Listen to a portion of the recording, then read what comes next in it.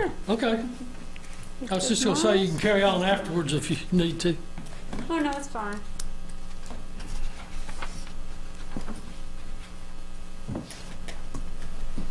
He was not really stuck for today. Okay. Just more of, trying to find out what the stuff is.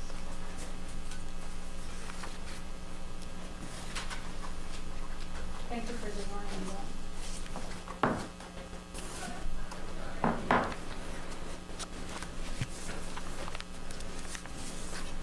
Hi, Lisa. Hi. I'm really sorry. Good.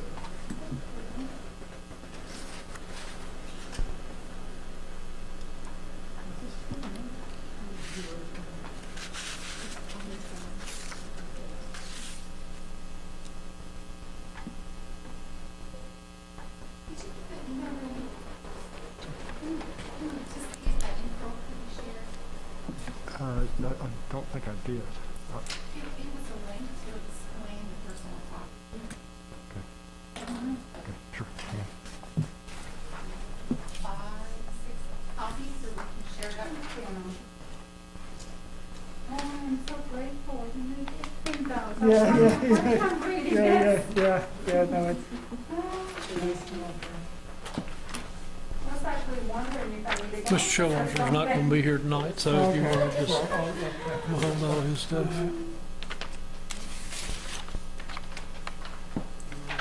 Thank you, sir. Okay. Okay.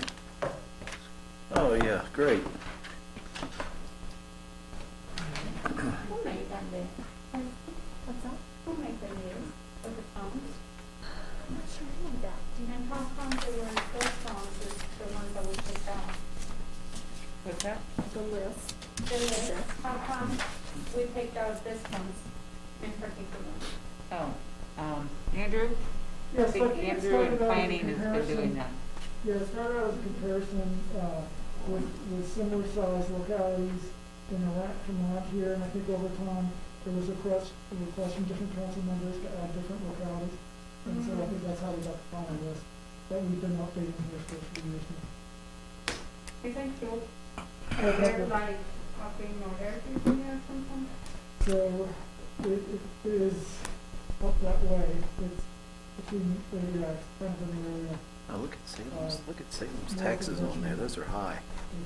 Mhm. $1.20 per hundred and $3 for real estate, and then In Northern Virginia, you know, for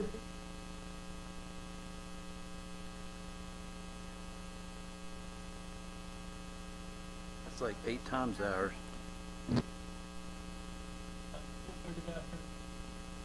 Randy is making some copies, is that correct? Yeah, wow, look at that.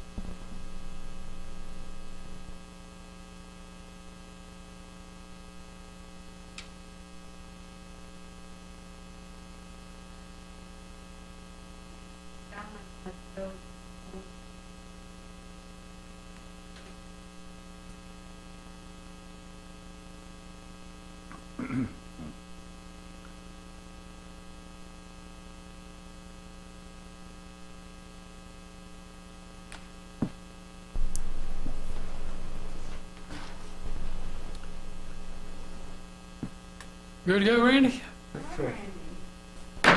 I will call this work session to order. It is a work session. There is no public comments on the agenda, so we will not have any public comments. Under discussion by mayor and council, fiscal year 2021-22 budget. Business license structure. Randy, is that you? Val? Whomever? That's a whomever. I had provided you with the little grid of each level of business, how many businesses and what the average business license fee was. I could have broken it down further to the ones that just paid the minimum, but I didn't think of it until I'd already put that out. But it was just a way of giving you a chance to look at how or where we're collecting the majority of the revenue from business license, where it comes from, you just were looking for some more data on that. So you can see that under businesses that are doing less than $100,000, our average fee is $70, and we collect $67,000. So there's roughly 230 businesses that is the biggest majority of our revenue.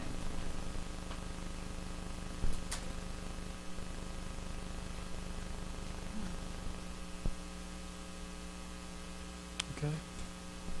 And I think, Marissa, you'd kind of asked for some breakdown of the structure and who's built I what and what did. it looked like. So Right. I'll let you take it from there. Well, I was a little bit concerned with COVID and businesses struggling in our community. And even if it was a one-year temporary measure, I wanted to propose a reduction or a modification to how business licenses are done. Personally, I don't agree with the fees being tallied onto the total of sales, because then the better you do, the more you have to pay out, which in turn makes it more into an income tax than it does a licensing fee structure. So I'd like to propose for discussion perhaps a flat rate or perhaps a discount for 2020 to 2021 businesses. So does anybody have any thoughts on that or any questions, proposals?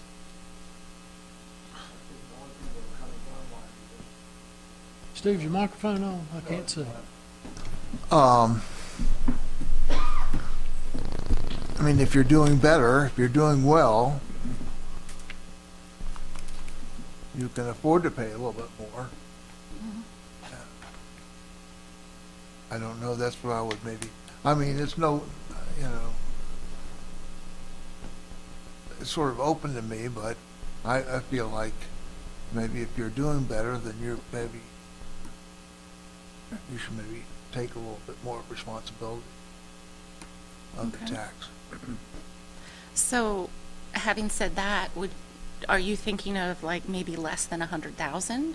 There's some kind of a benefit for those businesses who are small.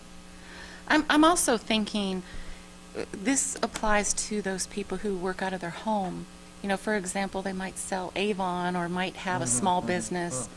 And I would definitely like to see those under 100,000. Either we allow them a 1-year grace where they don't pay anything, or perhaps 50% as a courtesy from the town to those businesses. No, instead of flat fee based on about how much they make or that's Yeah, currently you have a set minimum amount, $30 or $35. Val? Yeah, the flat fee Okay. is $30. That's basically for the license itself, right? I mean, I think Yeah, and that's, it covers revenue. It depends on which business you're in, whether it's retail, contractor, professional, because they're all different rates. But it's roughly covers about $15,000 on average of revenue. So you're a home-based business. If you're a home-based business that only does $10,000 a year, the Avons, that kind of thing, that only sells a few thousand a year, it's going to be $30. Can't really change the 21 fee because we're collecting it now. It was due yesterday. So anything we would do would have to be 21, 22. Okay, gotcha.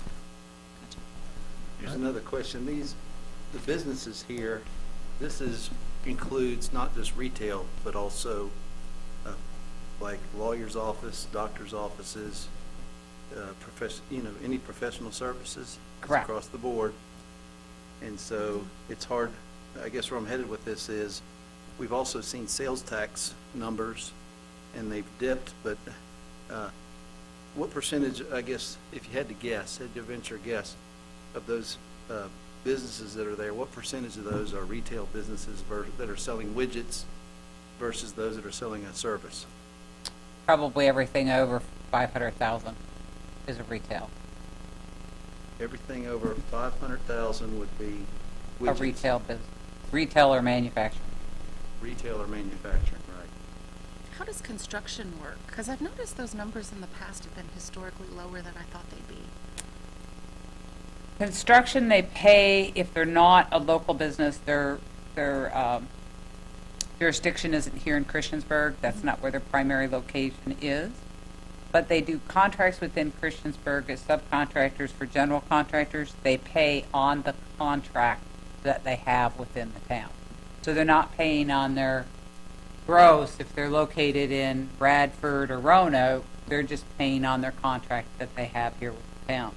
And that's sometimes why those numbers fluctuate so wildly. It depends a lot on how much construction is being done within the town that are outside contractors versus local contractors, how much construction the town itself is doing versus developments and that kind of thing in town. So those numbers can vary radically from year to year depending on what the economy's doing. Right, okay.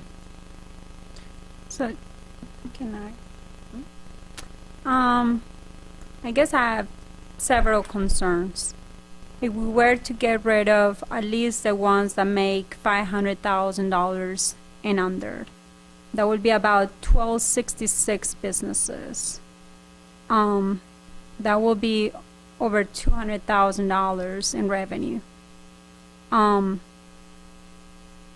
do we even make the revenue up again? I mean, so your thing was raise real estate to make up for this? Is that what your comment was before? No, that's number 2. We're strictly on the business license at the moment, which doesn't affect anything real estate. Well, yeah, I know, but if we need to make that income again, how are you proposing to pay for this? I'm proposing that we don't cover it. We're helping our businesses. So perhaps if we gave everybody $100,000 first, where taxes aren't paid on that amount, then it's fair to everybody, and it helps all the small businesses who have those sales under $100,000.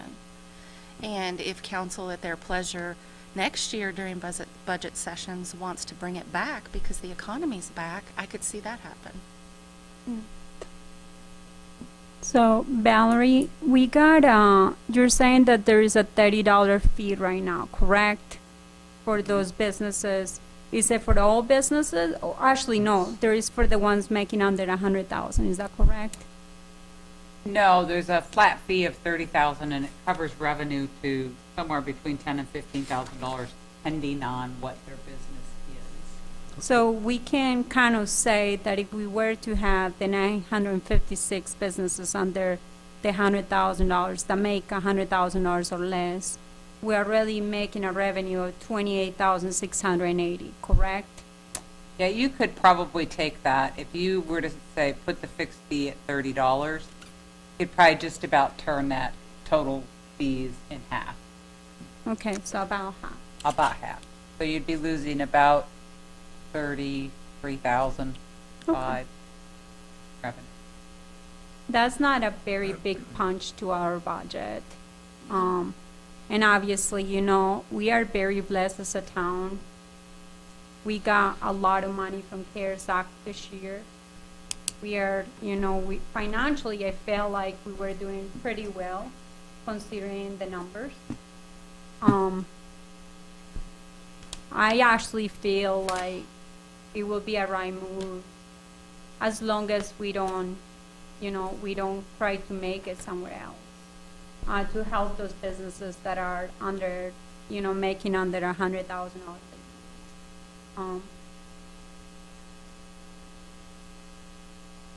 Anyone else have a question? I think your points, both of your points are well taken, but $30 a year, that is the fee that they have to pay? That's the minimum. Okay, but that would probably be the amount of money that these small businesses would have to pay. I'm going to say the micro businesses may only pay that much because their sales are low. But what you do, Steve, is you take that set dollar amount, and then there's a percentage of your sales that gets added into that. Can you give me a better idea, Valerie, for if I have a better business, how much I'm going to pay? Depends on whether it's a professional services firm or contractor or retail. Okay, It's a okay, different rate. okay. All right. depending on that. But typically, the average is right around $15,000.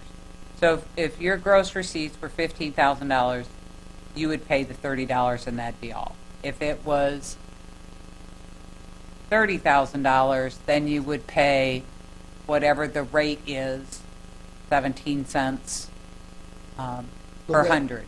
And so the fee might be $43, $28, whatever it is. So you might pay more based on the increase in the gross receipts that you would have had.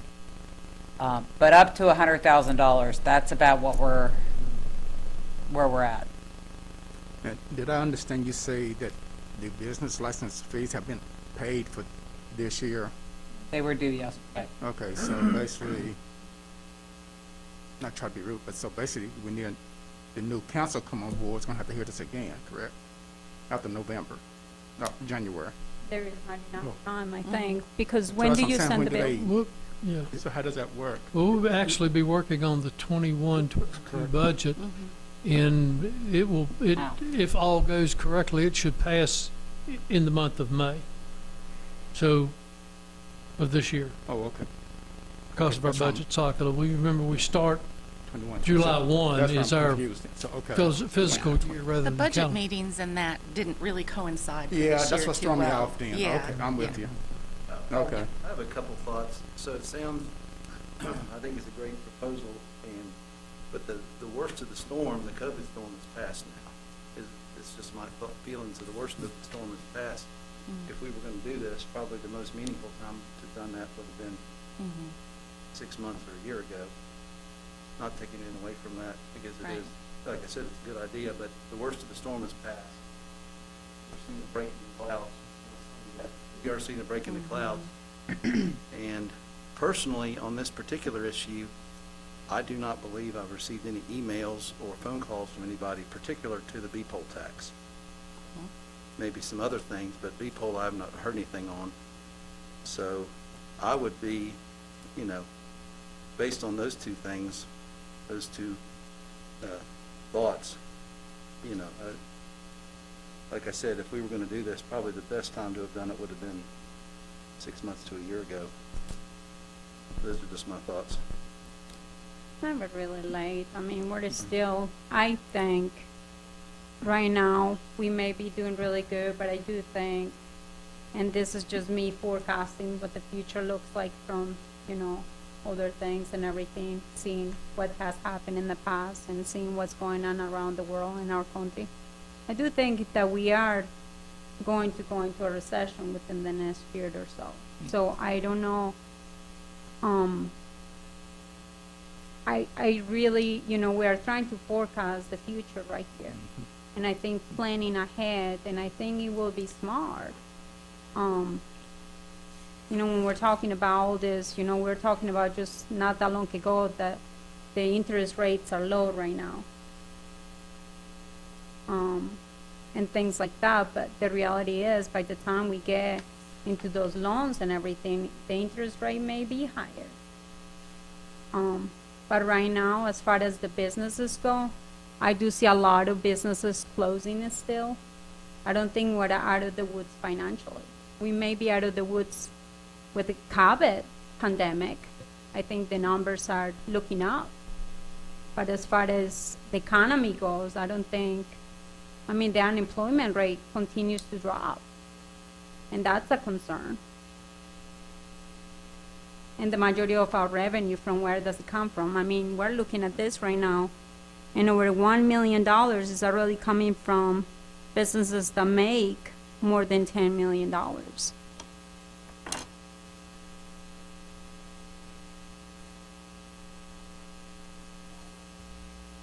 Something else to consider too is when you think of what a business pays in the town of Christiansburg, it's Christiansburg and Montgomery County. So when you look on this spreadsheet, you can see how machinery and tools and tax, and not for Christiansburg but the county, merchants capital. So you are taxed on the equipment that you need to run your business. You are taxed on your inventory at the end of the year. So, for example, you want to sell everything off in December so you have very little to nothing left. But it's not an incentive for the business to grow the way our structure currently is. You're actually penalized for having to purchase equipment. And as much as I think that's an unfair tax, I'm afraid it's here to stay. So what we can regulate and talk about is the personal property taxes in number 2, but also the fees that we do charge everyone, because they do add up and they do get very expensive. So when you think about a business under $100,000, between paying town and county, you got a large chunk coming out of it. I would just like to show our businesses a little bit of grace, and I'm focusing on micros and smalls. You know, smalls, they say, are up to 250 employees. To me, that's quite considerable. So, you know, your micros are like 50 employees and less. And that's where my focus would be, is to help those businesses. Because even if it's $30, many of those businesses are paying $400, $500, $800. And if you could invest that back into your business, it's going to help stimulate the economy back even that much faster. So that's my 2 cents on the topic. I'm still here for questions, but Well, I'll ask another question then. Uh-huh. If a micro is less than 50, if you have a business with 50 employees, they're going to be up in the probably 1 to 5 million range, I would think. it's 50 or less. So Okay, well, 50 or yeah. less, but I guess looking at those numbers, 100,000 in sales is not a lot. Mhm. And that's where the smallest, $67,000 Mhm. total, and an average of 70. But, Mhm. so I would, even though micro is defined as 50 employees or less, if you get into even 20 employees is a lot. They're going to Mhm. have sales probably in the $1 million range as well, I would guess. 20 employees. I would guess so, yeah. Yeah. Mhm. Yeah. So, Yeah, under 100,000, you probably sole might proprietor. have 1 or 2 employees. Right, Yeah. at the most. Work out of your house, or Right. I'm looking at the largest group and what can have the most impact to help these businesses get back on their feet, in addition to CARES funding. So that's what we're here to talk about. And I have a concern as far as this goes. I'm a business too, just like you are yourself. But I think my concern is, even me or us talking about this, wouldn't it be like maybe getting into the gray area? Are we even supposed to be talking about this, because this may actually benefit us? And so I think there's a lot that I would like to talk about this, but then I think about what Mr. Stites is saying as well, and he's got a point. That those big businesses also, I mean, they're creating us a lot of revenue, but they're also spending a lot of money out of town, so I think I'd rather keep my comments short and Well, hear what you guys got to say. yeah, I see a lot, both sides of the fence on this thing, and if we were to ever adjust anything on the less than 100,000, and 100 to 500,000, then what we should consider doing, if we're gonna do that, then maybe the 500 to 1 million and above, maybe we give them the first 250,000 free. So they don't pay tax on the first $250,000 of sales.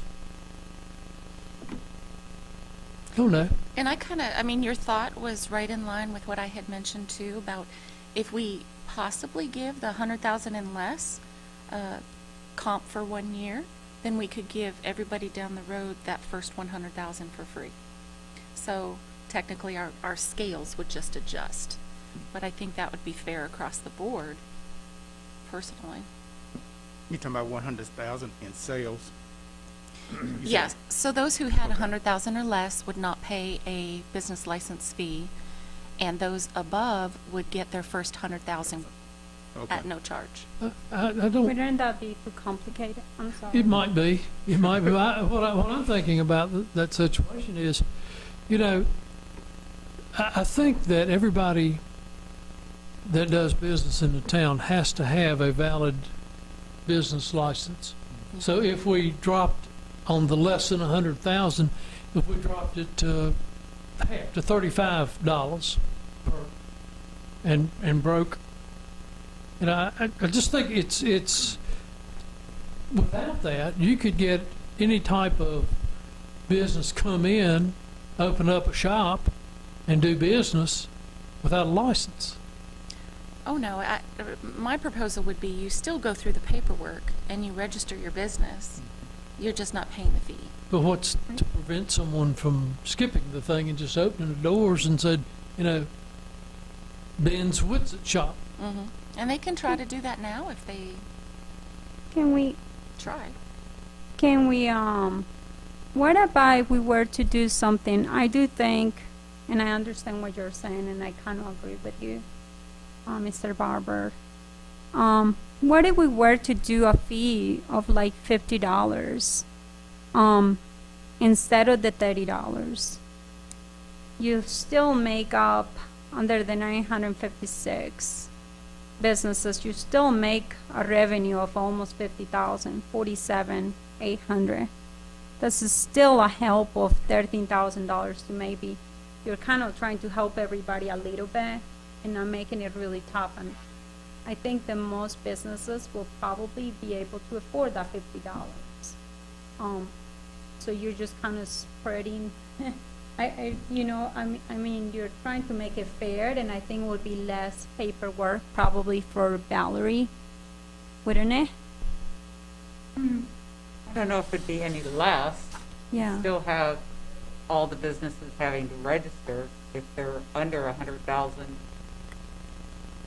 If you're under 100,000, you're going to have less calculation, but that doesn't really take that long. It's the math. Yeah.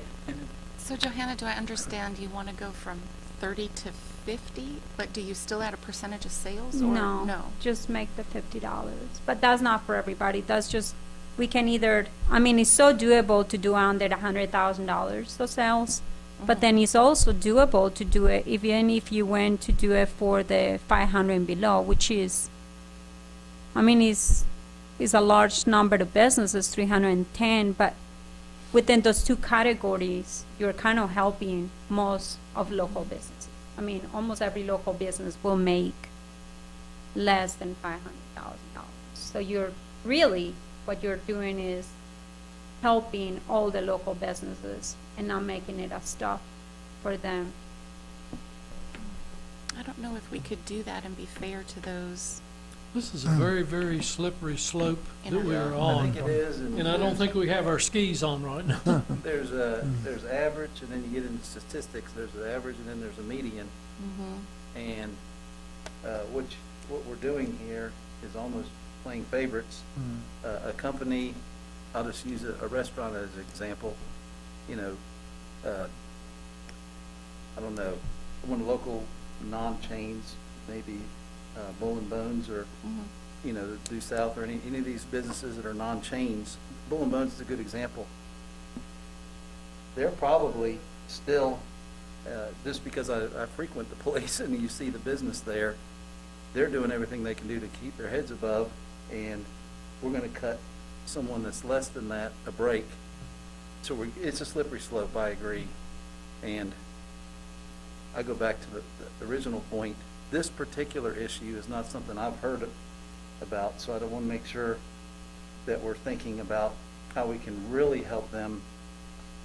And in some other areas, I think we're doing that with the CARES Act money, and I know that helped, but I think we are on a slippery slope. And put it this way, we could have the best intentions in the world, and we could end up offending a lot of people by saying, well, this particular group here is going to get a break, and so I just not preparing my thoughts on this. I just think I think the mayor said it good. It's a slippery slope, and we could end up upsetting more people than we make happy, I guess. I'm not a economist, but I'm thinking that this coming year is going to be better. And I'm going to give you a couple of ideas there. The stimulus act that is going to be passed by Congress and President Biden, I think, is going to put in over $1 trillion into the economy. And we were always talking about people loosening up. And I think, and people have taken their shots, I think there's a very good chance by July our economy is going to be back on full steam ahead, really. And I think it's going to be a very, very good one because people have been sitting back for so long. So I really think that we're going to see a turnaround here, and I think I would just hold what I got. I thought here's another thought. Looking ahead, the sky is clearing a little bit, the clouds are breaking, and there's, sunbeams coming through. I guess this conversation would probably be more meaningful to me if we were offering rebates to help people this is the worst people are struggling probably right now than a month or 6 months from now. And as you said, we just collected taxes for this year. So, I mean, the future looks better than the past. If we were going to do anything along these lines, probably the most helpful thing would be to actually rebate, because people are probably hurting the worst right now than they are at any point in the future, because we are ramping back up again. But Stipes, I think you had some really good points. I also think that we can compromise. We got the amount of money that the businesses were bringing in of $100,000 and under was about $67,000.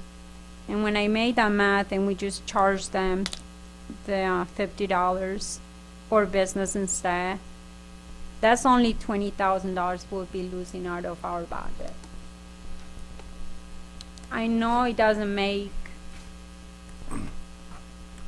a lot of, maybe it may not make a difference for another business, but a business that makes $100,000 and under to be able to have maybe a fee like $50 will be actually a benefit to them. Because, I mean, you're spreading $20,000 under for 956 businesses. Some of them will probably be made, if you're making only $30,000 a year and you end up paying, $50 fee, or making less than $5,000 and now you have to pay $50. I don't know, that's my comment. I just think that once we get into this thing, and as much as I agree with a lot of things that have been said here, I think if we get to that point and we give the benefit somewhere along the line, then we would probably offend all those in the categories above it. Yeah, if I was. Just or let the the sleeping categories dog lie. under 20 grand that I have to pay, or 10 grand that will have to pay that $50 fee, so. I would just point out, too, that these numbers are based on the gross sales from 2019 for license renewals on March 1st, 2020, which is pre-COVID.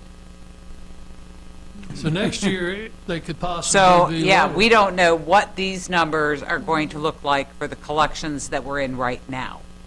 I mean, the number of business that we have under 100,000 might be a greater number. I don't know. I mean, And perhaps this conversation is better, during the next budget cycle. Yeah, that's. Starting in We have the November. figures, That's what I'm thinking. And my previous employer was a professional firm, engineering firm in Blacksburg. That's been 13 years ago. They absolutely hated the beat poll tax for that very reason, because it's on gross sales of professional services. If we cut a break for any group, or if we cut a group, for draw a line and say we're going to help these people out, and then again, McAdoo's is a chain, but I'm just using some businesses. I'd be offended to know that somebody got a break on beat poll and I didn't. Right. Unless we're going to do something for everybody. So, but maybe the best thing to do is have it later. That's where I think that if you did $100,000 across the board, your first $100,000 was not taxed, that would cover those micros and some smalls to be very beneficial. But then it's fair to everybody because they get the same amount of benefit. That's something that's fair. That would be, yeah. That would help those small businesses and still be equal and fair across the board to everybody else. It's just that little jump start in mind. But I do agree that, it'd be nice to have had the discussion 6 months ago. Yeah. The timing isn't the best, and perhaps it can be brought up towards the end of this year Yeah, for the with next. this year's numbers in hand instead of Yeah. last year's.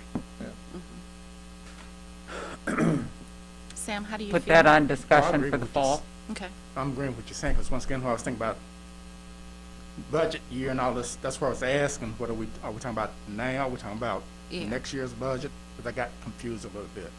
But I think, yeah, Well, I think all the points were very, I'm not a business person, obviously, but I think points on both sides were very, I've taken it, I hope, understanding what you're saying. So I just think it's something we need to think about. Sounds good. I mean, I don't think anybody's shutting it down, at least, no, I'm not getting that feeling that, Yeah, I really think this is and it's even further into the budget cycle of 21, 22. By month end or so, you'll have all your calculations and updated figures for what we actually collected. Well, we'll have all our late filers who won't submit until April, May, or June. Well, here's another But thing. usually by the end of the fiscal year, we've got a pretty good number. There might be some out there that we're missing that we're still trying to collect. But for the most part, by June, we've got those numbers. So, I mean, we can take a look at slicing and dicing this a little differently, a little more succinctly. What would the impact be? Plus, we're going to be able to see 2020 numbers are probably going to be the worst numbers we're ever going to see. Yeah. Hopefully, they'll be the worst numbers we're ever going to see. So it will give us a better idea of who really needs the assistance, who really got hurt by COVID, by industry. I think we already know that. It's logic. But we'll be able to slice and dice the data. Maybe in, August or September, we have a discussion about it and think about whether we want to make an amendment to the 21-22 budget I to think change works that, great. or maybe there's a way of slicing and dicing it that it's kind of revenue neutral. Well, And you could let us know, I mean, if for the 100,000 across the board, how that would look if we had done that on this year's numbers. I think that Yes. would be definitely helpful. Yeah. Yeah. Something I'll point out too is with the federal stimulus, I do believe there's going to be a portion coming back to local governments, and I think it'll be substantial. Until we get the money, I can't guarantee you that, but I'm hearing that's pretty likely. And I think if we do get that money, we would probably do another round of grants again. There you go. And then the businesses that are really hurting can apply for that. Yes. And then you you're can really you helping can the target businesses that that really need it. however you want. Like I say, we could do another round of hotel and restaurant grants. That might be that'd be really good. that might be the panacea right there. Yeah. It I have could a be. question for you, Valerie. So we got, I guess this is for Marisa. When you were talking about this business licensing, you were not actually talking about getting rid of all of it, right? You No, were just no. talking about just for some of the businesses, not all, correct? No, whatever my proposal was, it has to be fair across the board. So I'm talking all businesses. But it will impact those under 100,000 the most. Okay. And Valerie, I know you said that we have different categories here and they're all charged differently. Is there a big difference between, I know that there is a difference between the different businesses, but is there a way to look it up and see if we can give them a discount as far as the percentage? Like if we were to drop 1%. I like I said to you, I haven't seen these numbers, what they look like in percentage numbers. But if you're collecting, let's per se, 10% out of retail or whatever, maybe lowering it to 9% will be, a help to all the businesses. I don't know how you're doing that because I know we don't have that on hand, and I don't know if that's something you can get a hold of.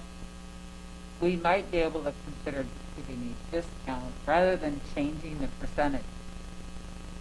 Rather than changing the percentage rate or the dollar rate that a business charge, you could consider doing a discount, be it 3, 5, all the tax itself. So we could look at that as a possible scenario, kind of slice and dice the numbers out. But we can always, don't you think that would be better benefit if we were actually we're having these discussions? We're talking about percentages and discounts and things. I was looking at these numbers too. I mean, our food taxes and lodging taxes are high.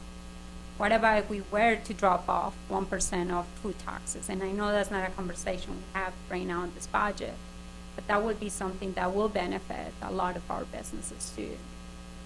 I'm not sure I follow you how it would benefit. Well, we're It doesn't talking about cost the health. business anything. They're collecting it from their customers and paying it. It's not a separate, this meals tax and lodging tax, I mean, it's not something that's coming out of their pocket. They are the collecting agent for the town. I know, but it will be a help for everybody, not just the business. I mean, when people look at the food and lodging taxes from other places, like even Blacksburg, we got Christiansburg, we got a 9%, and Blacksburg has a 7%. No, I'm sorry. Meals tax in Christiansburg is 7.5, and in Blacksburg is 6%. If we were to lower it, I mean, that right there can help the businesses get more businesses here and more restaurants opened up, or even just having more people to eat here in the town of Christiansburg instead of going to Blacksburg. Well, I understand that logic, but you know, the logic is for every penny of meals tax money we collect, that brings in just shy of $1 million. So if you're going to cut these things, then what do? You raise real estate taxes to offset it? What do you do? I mean, that's talk for down the road. We haven't gotten into the real budget yet. Well, that's why we got this chart, you know, which I thought was to compare the business licenses. But it seems like there's a lot of information in here about, you know, all the rates for different things, and I guess that's why I'm bringing it out. Because if we're looking at one thing, we should look at everything then. Well, Because there is also positives and negatives when we're looking at everything. there's some things that we're high, but there are other things that we're low. When you take into consideration, like town of Blacksburg, on the water rate, $3.09 plus $7.30 For what again? per 1,000 water. For water. So I thought the water was cheaper than Christiansburg. It is. looks cheaper, but again, What was the number you- again? the fire end, the fire end. Valerie? well, we're out of the purpose of this work Right. study right now. We're at work session. We're talking about the business license fees, and next we'll go on to the personal property, elimination of personal property, motor vehicle license fee. Okay. Are we done with business license for now then, or we're gonna pick it up later? I Yes, think we've decided it's kind of we need to see what right around Val's figures August. collected look like for. That was my recommendation, so I'll go ahead and vote to close the discussion on that and move on to number 2. Okay. Because I think Val is going to give us some information at the end of the summer, and then we can pick it back up at that time. I have one last question, I'm sorry. Mhm. Valerie, when do you think obviously you just collected the money yesterday, well, the Started people collecting had time yesterday. until yesterday. Now, I imagine there's charges, late fees and things like that, and do you think the majority of people pay already, or is that something that, There are a lot that have paid off. okay. And then when do you think that you'll have all those numbers in? So I think you'll that's- have like a number thing like Yeah. this? I think we'll have good solid numbers by the end. Okay. But not before the end of this budget, right? Probably. I mean, we'll probably have some numbers, but I don't know how solid they would be. Normally, every year, do you think that we get the majority of the money on time, or is that something that's always, like, there is a lot of businesses that are late? Are they in payment plans? Do we have a payment plan right now for I think we them? probably collect about 80 to 85. Get another. And then contractors are generally pulling in the spring. That's when they're getting their jobs and their contracts. So they're not really late until they get a contract, and then they have to get a business license, which may not happen in March. Not happen till May, June, July, August, September, October. Could happen anytime during the year. So your contractor number just depends on whether When they signed the contracts contract. are out there, you I have know. a question for you, since we're talking about these contracts. The park will pay for them, even though their company is not here, they will pay to get those, they will pay those business licenses fees over here to do the work. We waive those in think that we may contract have. with us. You waive them? Okay. Okay. That's it, I'm sorry. That's fine. Are we ready to move on? General head shake, yeah. Yeah. Okay, potential elimination of personal property tax and the motor vehicle license fee. Okay, I'll go ahead and take that one. Randy, do you have that Wikipedia information? Yes, could you bring up there's a link? What I wanted to do is, and I had emailed council, It's called Martha it's been a link. few months ago now, I think, on this topic, and I included some information on UCC Code 9 and exactly what is the right to travel. So we had gotten an email from Ms. Bass, and I appreciate what she said. I can understand, taking from one tax and adding it to another. Does that really make sense? My proposal isn't as much about the money as it is the principle. So he's pulling it up here. But there is the freedom of movement, also known as right to travel. And if you kind of glance through this, we as a country are not supposed to stop the travel of a person going from one state to another. You're expected to be welcomed and you're expected to be able to leave your state. If you tax a vehicle, then you as an individual never own that vehicle 100%, which inhibits your right to travel from state to state. Now, the federal government gave local states the option to do that. But if you read into UCC 9 and some of what's up here, if you could scroll up just a little bit, Andrew, please. You can see there's Supreme Court cases discussing this right to travel.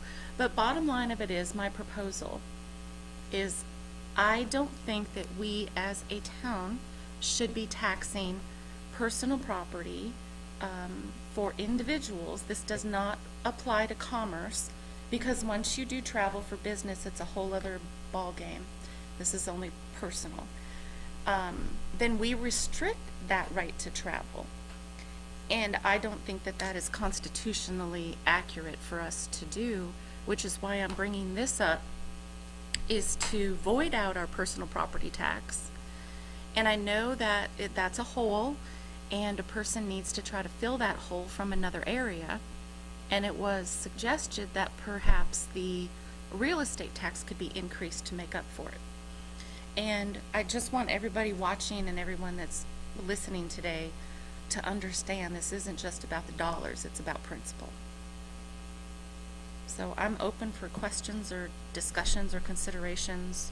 So if that's true, then are we presently operating outside of federal law? No, they allow states to have their own policies, but at the end of the day, they really don't, I'm paraphrasing here, of course, but they really don't want you to, but you have the ability to.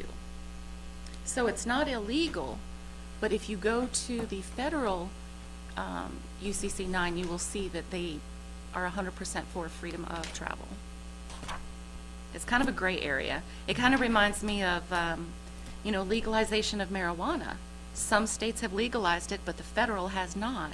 So in a way, you are still acting out of the law if you choose to do that. in your state. All right, I'm a little confused. Okay. Okay. But if you say you put a tax on someone's vehicle, on our vehicles, because we all pay taxes, you're limiting my ability to travel, Well, what it is what if you don't pay your tax? okay? You can be levied. Your vehicle at some point, a little unlikely, could be taken away, and you've just killed your right to travel. As I recall, is what you're thinking about is eliminating these and then maybe increasing the real estate tax by 3%. Well, the discussion was because that does create quite a hole. Our personal property brings in a decent amount of funding and revenue. And we don't want to, it would be very difficult, let me say, to just go away with it and not have any more tax, but not fill it from somewhere else. That would be detrimental. So I do think we need to have a discussion about perhaps if we chose to do that, where else would you fill those gaps? I mean, I don't mean to fight you or anything like that, but I think if we tell the people your real estate tax is going up another 3%, you're going to get a lot more noise about that than what we got going here right now. I mean, that's what I always get from people. They're always saying to me, "Oh, my real estate tax is going up. My real estate tax is going up."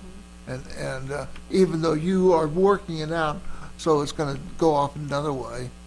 And I think everybody saw in their emails today that there are something like 39% of the people here in Christiansburg who don't own their real estate. So these way and these people are somewhat getting a free ride. And now then they've got to come back and say, well, the renters, the people who own the building are going to increase their prices. And to me, then we're just doing nothing. You know, we're just going up here and going down there. I mean, I hate to fight this on there, but that's just the way I'm thinking. Well, I'd like to respond to that if I could, and that is, I don't see it as a free ride, because if you rent, anybody's going to do a cost accounting analysis and determine what it takes to, how much money do you have to pay in rent to cover all your expenses, and taxes will be one of them. I mean, I guess, Johanna, you could chime in here if you wanted to. When you set your rent, you don't just take whatever the mortgage is. You're going to add in the taxes that you owe, and that's factored into the rent totals that you charge. So right now, today, I would assume that 99% of the people who pay rent, that there's a dollar amount in there built in for taxes. Somebody's gonna have to pay for this at the end. And I think what you're doing right here, it will be like making those owners collect the fee for the town. Is that what you're trying to do? Because that, I mean, that's basically what it is. And I personally think, you know, that we're kind of in a gray area where we're trying to pick up, you know, who is gonna pay for what. And I really think with the way things are this year, and I can tell you just from our company itself, all the rents have not been paid. Not everybody's paying the rents. And a lot of people have lost their jobs, and we have payment plans with them. We haven't collect, I mean, the majority of them, we haven't even collected late fees. And it's a scary time for business owners or somebody that has rentals right now too, because places like Bradford, for example, right now, we are like upside down right now. There is no income, and because of the shutting down of the universities, this has affected us tremendously. And I think, you know, you have kids that had to go back home to make an income because the parents lost their jobs. And how do you know, how are we gonna go and tell these people that have leases even for next year, oh, we're gonna have to increase your rent because the town just passed something to increase your rent, you know? But I think we're just, right now during this pandemic and everything else, I think it's not the right time. And I think I'd rather not speak for me, but speak for a lot of other businesses here. I mean, you got people like the mall This, if we were to increase the real estate bill for them even just 3 cents a year, just doing my little quick math, that would be like $10,000 a year. Yeah. What are they gonna do? The mall people are probably gonna turn around and increase and raise the rents for those business owners. And those business owners are struggling right now. If you go to the mall right now, it's sad, you know? And But they're that- just barely making it. And if they go right ahead and we increase the stocks and then the owner goes and increases the rent, those businesses most likely won't make it. The businesses would not be affected because UCC 9 only discusses personal use of the vehicles. Commercial is exempt. So we are accepting, we're gonna not charge the commercial properties for Right, this? we putting the extra money into the real estate tax was just one suggestion. That's why we're sitting here today. I don't want anybody to think that's the end-all be-all. The whole idea is this is personal only. So if there's a truck that you have food delivery service on, but you possibly have say you have a Ford F-150 truck at home, your truck would qualify for no tax, but your business delivery van would still be taxed as it always was, because this code is not meant for commercial, it's meant for I residents. understand, but we still have to make this revenue. And how are we gonna make up the whole? Which is what we're talking about today. Well, I would oppose any, and I think the 3% or that you came up with is a very generous figure. I think it's closer to about 6 cents per 100, isn't it? Val actually calculated it out today. It's 5 2/3 cents. But that's about a 30% increase in real estate tax, in round figures. And what you're doing, you're putting the burden of paying these personal property taxes on the landowners, the individuals that own their own homes. You know, it's one thing to, if someone rents an apartment and they pay $1,400 a month and choose to drive a $40,000 pickup truck, they're basically getting off scot-free. And I just cannot in good faith support any kind of an increase in the real estate tax rate to do away with personal property and or the vehicle motor registration fees. Because those vehicles are registered in the town of Christiansburg. They ride our streets probably more than any other streets, and we use that money to offset and to use it to maintain our streets. Is that correct? General fund. General fund, General but fund. It's general fund dollars, so general fund anything. dollars is what, for the most part, supports our streets. And But Yeah. I really feel the need to speak back up here. I've heard multiple times that somebody gets away scot-free. That is not true. Not true. Can I please explain this? When you rent a place, you don't rent it for $500 a month and then you go home and write a check to the town for the taxes and not include that. It's just cost accounting 101. All those fees are built into what people are paying in rent right now. The business owners, the rental companies, the leasing agents, they're not paying taxes out of their pocket. It's a pass-through tax. So everybody who rents is currently paying the tax. They're not getting off scot-free. May not be in their name, but they're paying for it. so when you rent an apartment or a house, Correct. you're renting it for the purpose of a roof over your head, a place to sleep. Mm-hmm. What you choose to put in it is your choice. So if you want to spend money on the luxury type, then that's your alternative. But the cars and the vehicles that you drive, that's also your choice. And we would be losing the possibility of collecting the revenue off these personal property taxes for vehicles.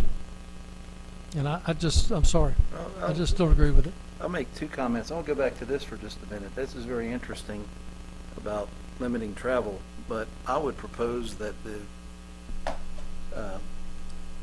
vehicle tax is it's a cost of ownership of a vehicle. It's no different than paying the gas tax when you go to the Wilco up here, or Speedway, or Mobile, or whatever, or insurance.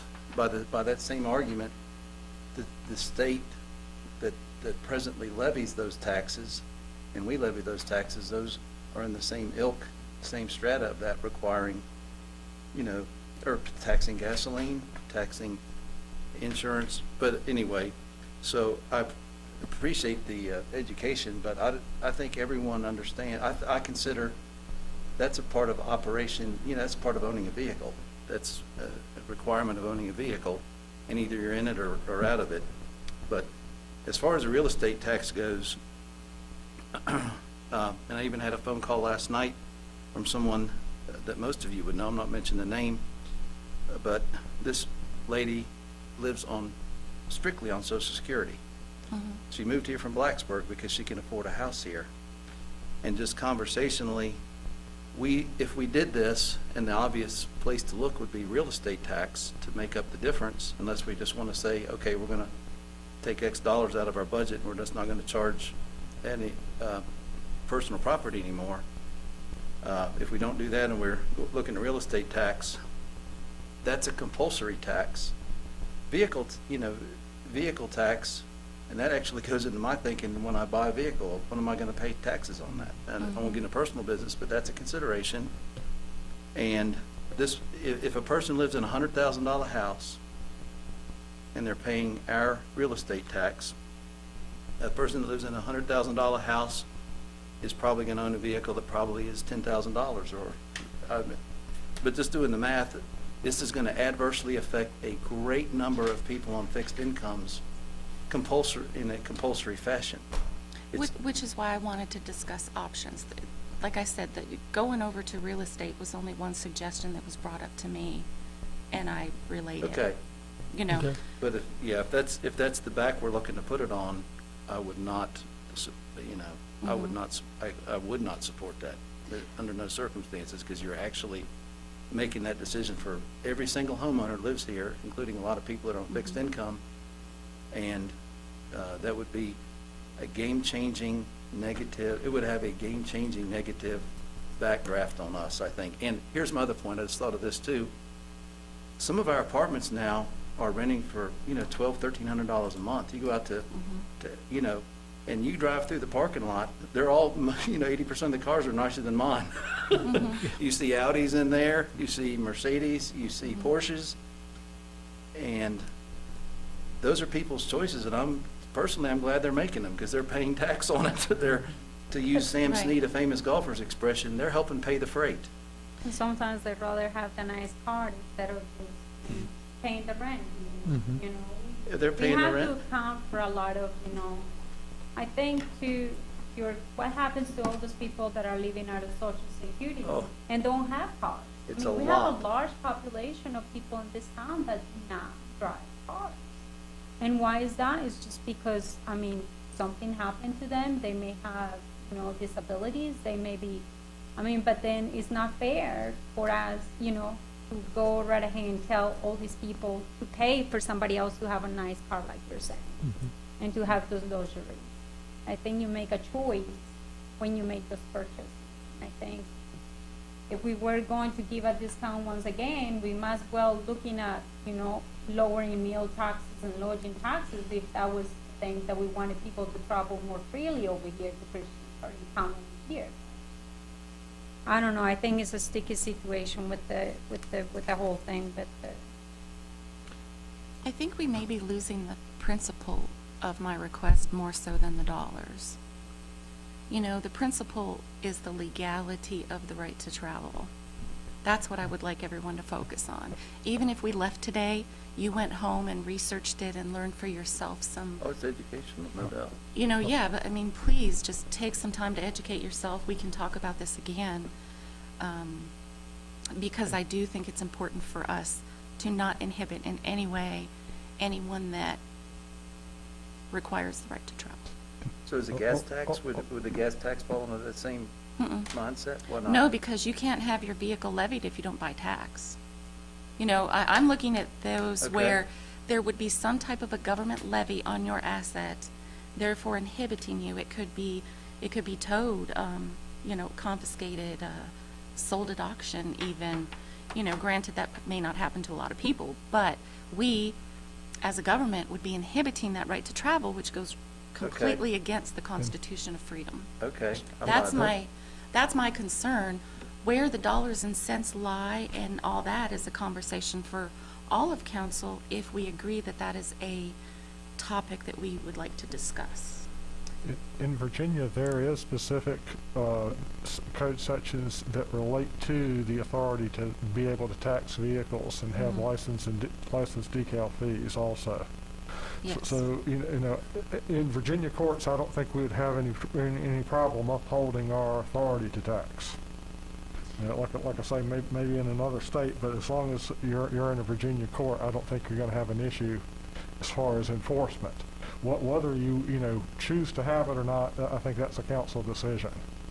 But I think legally, I think as long as you're in Virginia, I don't think you're going to have a problem winning that argument in the court. Right, because the individual owner of that property would lose as it currently is stated. So there is a thing that I heard that was really good during this meeting. The money that comes from here, it goes to pay into our general fund. Is that correct? Again? Okay. So, in reality, we could actually get rid of it and not have to go and try to get it from some of us. If that's, you know what I mean? Like, we didn't have to recuperate it if we didn't want it. The problem is, we got a budget just last year, when I was looking at the numbers. It may, obviously we used a lot of the general funds this year, correct? Yeah, your general funds make up the majority and pay for the majority of the program. So streets, most of public works, parks, aquatic center, I mean, they Police, all fire, charge fees, rescue. but the majority of the primary functions of the government are paid for with general fund revenue dollars. So if you were to eliminate personal property tax, you would have to replace it, or we would have to cut a lot of programs or a lot of services. You Or can't just eliminate It's a big $750,000 So- and not replace it. So this is a choice that has been, for how long, I know ever since I lived here, I think we have been paying personal property tax, but I guess, is this being in there, It's been in decades. okay, for decades? So I think I agree with what you're saying. I think you brought up a really good point, that we don't need to charge for this. But I think this is a choice that you make when you move from town to town, When people come from the city, and I had this problem, well, it wasn't a problem, it was actually a benefit. There's our town. A lot of people moved here. They moved here from the city. They actually I had clients that came over here and bought houses from California and Washington State. And I think it's great. And one of the first things that they looked at is our tax bracket. And I think it's fabulous, And so, as far as what are the benefits that you get to be here? One of the benefits, like you were saying, quality of life, which obviously we were all into this year.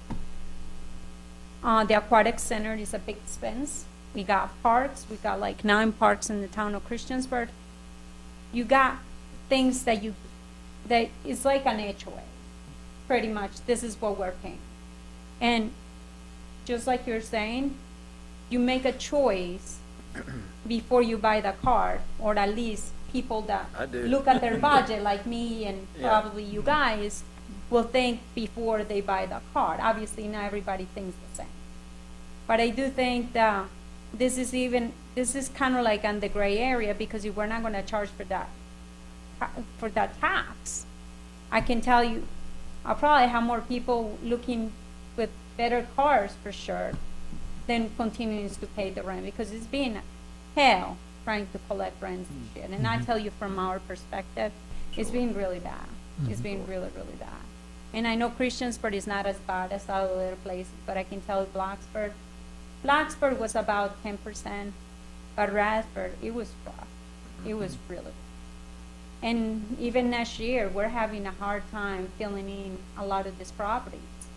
And that goes back to what I was saying. Our town may look really good financially, but other places around us are still hurting.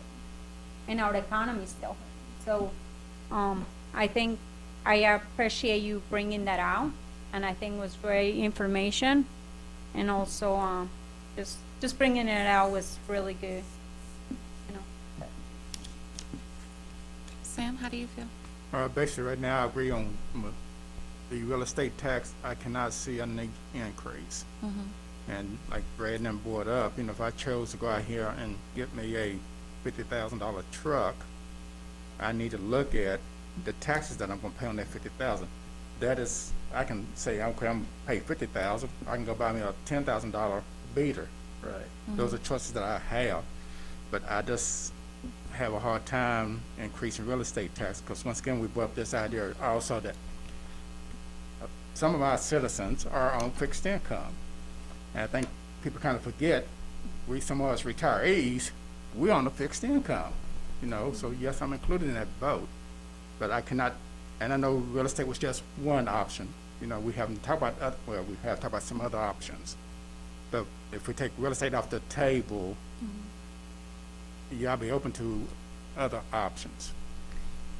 And that makes sense. I would appreciate that, and that's what I would like to see from council is educating yourself and then coming back to the table where perhaps we can see if there's any agreement into, ethical is not the right word, but of this right to travel. And then if council, I would guess, Marissa, probably 95% of the people aren't even aware of this. I don't think anyone it's never restricted my Probably 99%. right to travel or feel like whether I want to go to the beach for the weekend or if I want to whatever. I mean, it just, I'm not sure that it's a proven case around here, and it was more likely on the Supreme Court level. But I just, you know, I realize that we hear this from people all the time. Your taxes are too high. Well, at 16 cents on 100 for what you get, it's a pretty good deal. Now, I'm sorry that we live, not sorry that we live in Montgomery County. It's a great county. And, you know, we're taxed by both, and I understand that. But when the average citizen looks at it, what you get for your 16 cents per 100, unless you've got a child in school, you get nothing else from the county as far as services go. You get the courts, but you pay court costs. So, I mean, and if we were to increase our real estate tax because we're going to do away with personal property, it won't be 2 weeks until somebody said, see, they said they were going to raise taxes to build that park, and that's exactly what they've done. And I'm not willing to get into that battle. I think where we are is fine.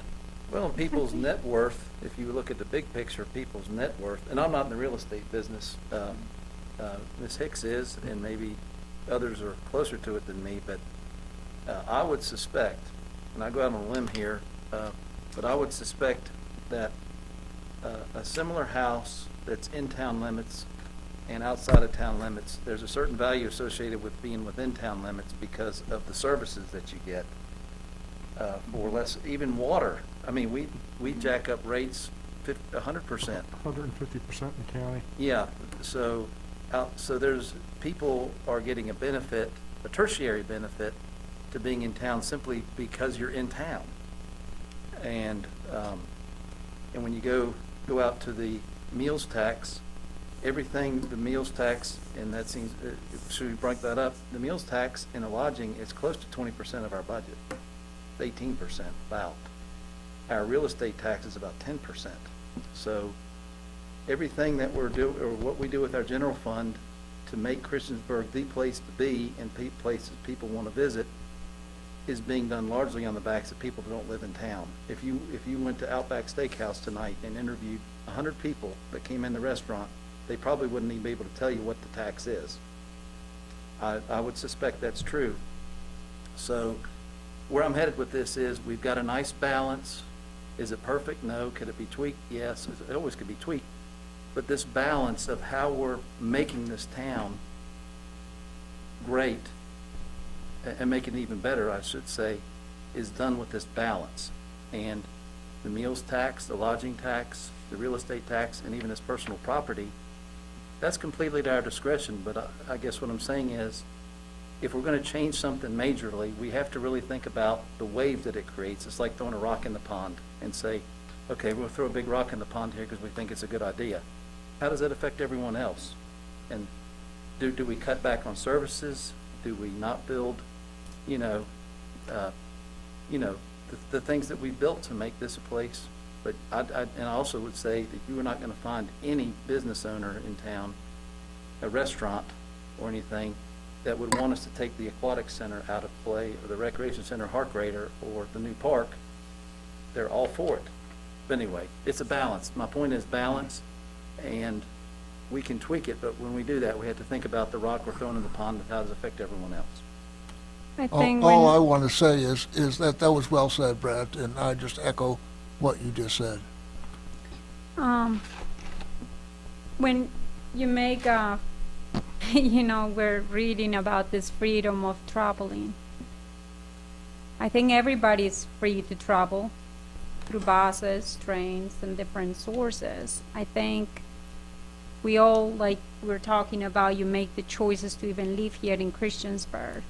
And I think one of those things that I looked up, just like a lot of people, was what's my real estate tax here in the town?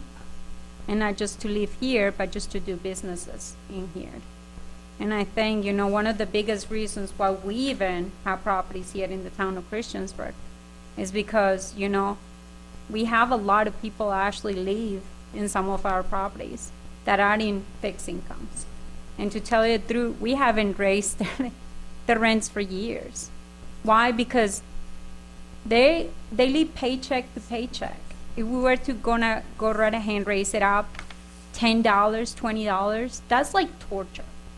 And I mean, that's something that, are we trying to kick those people out? Because if some of our rents that we charge is very inexpensive, like some of the houses, they're renting like a 2-bedroom house for $600 and something. I mean, you will not find that with other companies. Mm-hmm. And those are the kind of people that we have. We don't have a lot of rich people that live in our properties. They tell the truth, they cannot afford it. And why are they living in our places? Because they can afford it. And if we are to kick them out, what does that mean? That means that we are kicking those people out of our town, which enjoy to live here. A lot of these people are older people, and a lot of people are in Social Security or fixed incomes or paycheck to paycheck. And I think that's something we need to look at. What kind of people do we want to live in the town of Christiansburg? And I think I'd rather have everybody, every kind of economical ladder here in the town of Christiansburg, not just the people that can afford to pay more taxes. So, the licensing fee for vehicles, is that a reasonable stance that we, the one thing that I have that is fair with it is that if you pay to register your vehicle in the town of Christiansburg, you do not pay to register it in the county. You don't get both, or they don't get both. We get those that register in our town, that drive our streets, that's us. The county does not charge them another registration fee. Before we wrap up, I'd like to ask Ms. Hicks a question just on that. From your experience in real estate, if you have a 1,000 square foot house in town versus out of town, all else is equal, same construction, same everything, is it worth more in town generally, or? Not really. It all Not depends really. what the person wants. I mean, Okay. a lot of it comes down to, do they want more space outside for their kids? I don't think it makes a big difference. I do know one of the biggest differences this year was people are concerned with water usage. Right. Because, for example, for us, our children were in school before, 5 days a week, most of the day. I will put my kids on the bus, and they will be gone by 8 o'clock, the latest. I will not see them until almost 4:30. That was no usage. Now I'm home all day. Yeah. I'm saving the county money and staying home and driving myself nuts. But I think, even for our budget, the virus itself created big issues. I mean, my husband and I had to cut hours. We don't work as much as before. The kids want to fight all the time. You know, you're kind of trying to find out what to do with them every day. And I think it's just been a very, very hard day. Hard year for everyone. Yeah. And I just think that a lot of it is just what you want, what kind of house you want, you Okay. know. No, And thanks. what kind of, you know, if you want to, obviously you make a choice to live here in Christiansburg. Well, The it's rents are convenience. higher here The than they convenience. are in Radford and other places like Dublin or Pulaski, you know. And then Blacksburg, you know, Blacksburg is very high. That's why we don't have no rentals that we own there, but we have management properties there that we manage for people. And I think those properties, you know, they rent well, but they are high. And the income that you make from them, they kind of goes out the door. It comes in and goes out, you know. The stormwater fees, for example, when we added those on to the budget years ago, it may not have been a big difference for one business owner, or not a business owner, but for the family. You know, $6 is not a lot. It's $72 a year. But you add that up, that's $72 that I don't have that as a family. Right. So I had to make cuts in my family. My child couldn't go to soccer that year, you know? And we have to balance, we don't make a lot of money. So we have to balance our budget according to what our expenses are. And I think this year we cut a lot just because of, and that's just me personally, you I know? understand. And I'm telling you, I saw a lot of people suffering this year from this. When we cut down those water, you know, back in October, I heard from many families, and that was painful, very painful. And I think, you know, like Bishop was saying, every time we make these changes in our budgets, you can affect a lot of people. The real estate will affect more people than it will affect businesses. Oh, it would be terrible. I would like And- to mention, though, that Blacksburg does not have personal property tax. It doesn't, but But their rate is 10 cents higher than ours too on real estate, 26 Mm-hmm. cents instead of 16. they have to make up that income one way or another, and you make that choice to live in Blacksburg. You know, you Right. got supposedly better schools and things like that. But anyway, even though we pay for the same schools, what I want you guys to know is that when I added these numbers, I don't know why they were not added, I guess, in the budget. But when I added what came in was 53,980,158. And then what we spent was 53,980,150. What we brought in was 45,697,085. Obviously, a lot of the 8,219,521 came in from that general fund and other sources, correct, Valerie? But all I'm saying is, when I look at this, I have a headache because that's $9 million, almost $9 million deficit. It's not a And that's- deficit, those are capital projects. that But are I affecting understand, year to but year. it's not a lot of, we didn't do a lot of infrastructure this year. It wasn't until November that we actually added some of the things to our budget. But when I look at this, we need every penny we can, mostly with the new park. Because in 2025, I mean, there were projections, I was talking to Valerie or whatever, and she can correct me, but there is a lot of money that the town of Christiansburg is gonna be spending, millions of dollars. And we haven't even gotten the bonds yet. We're talking about, you know, which it brings out, and that can be possibly another talks for the next meeting, I think it would be. to talk about the infrastructure. Because if we're talking about that we got into this park because we got low interest rates right now. The last paperwork from 2017 about infrastructure, what it was gonna cost to fix the big problems, it was about 18 million. Why don't we get into that right now and fix those problems and obviously make small payments every month, just like we're gonna do with the park? And that's just, I think that's something we really need to think about because, you know, our infrastructure needs help.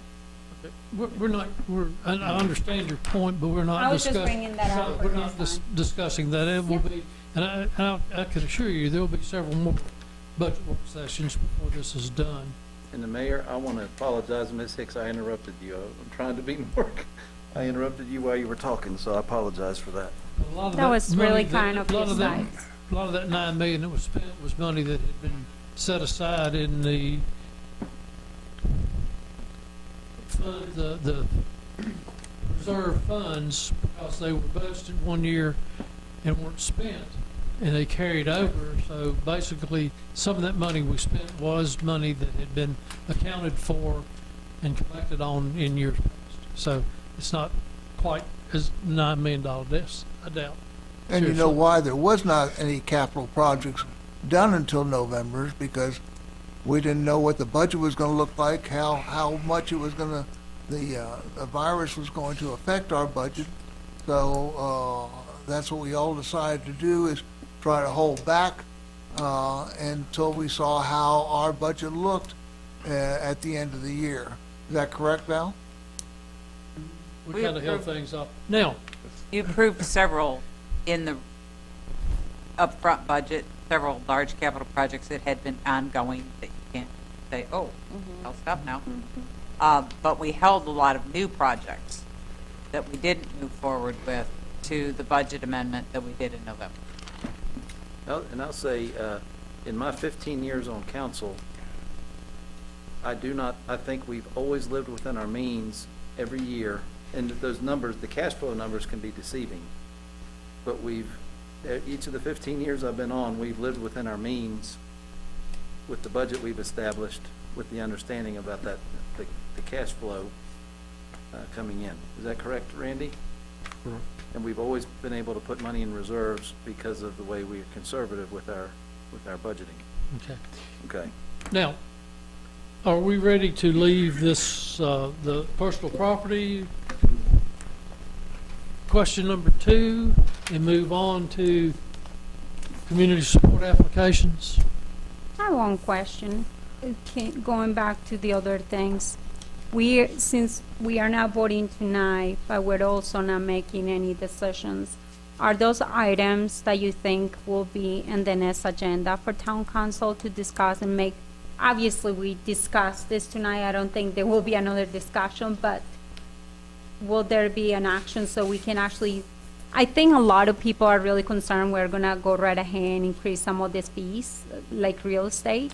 Well, So can we kind of make it clear that we are not looking into doing that anymore, or is that something that is still, you guys think that will be on the table? Well, I don't think it's on the table, and what the final proof would be is in the passing of the final budget, which does not reflect any real estate tax increases. Okay. Now, if there's, if we need to take a stance on it, I don't really see any need in the next couple of times, other than the fact that a general nod that it's here tonight, that it's off the table.